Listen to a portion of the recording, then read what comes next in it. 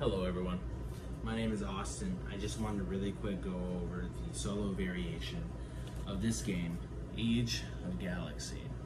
So, this game has a solo variation. Normally it's 1 to 4 player, but there's a solo 1 to 4 player. There's a solo variation where you play with just one virtual player. The virtual player gets a color and the rest of the board is set up as a 2-player game.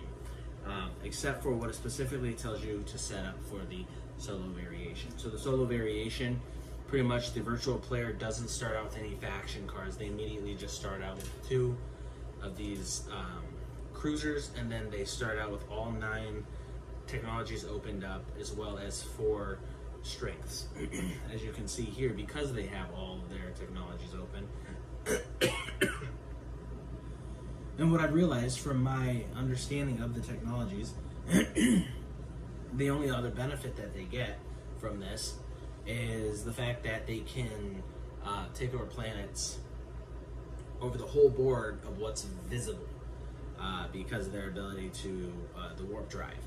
And then they do have the ability to automatically protect developed properties, planets, but they don't ever get developed planets. So that's what my issue is. The card, what I've specifically noticed is the card says at the end of the round, they choose 2 cards out of this deck and do the factions, do what the card, this solo variation card says to do with the factions. At the end of the round, that means at the end of all 4 phases, the galactic phase. My issue is, it seems like you're overpowered because they barely get any prestiges.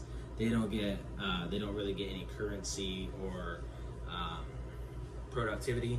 They barely get any influences, and then they also barely take over any planets. Like, you could easily just keep your ships up to date, your ships decked out with 5, and just destroy them every single time. I'm not a fan of the solo variation, but the directions are very detailed and very good, and I really like this game, and I highly recommend it for anything other than this solo variation. There is solo scenarios, I haven't tried those yet.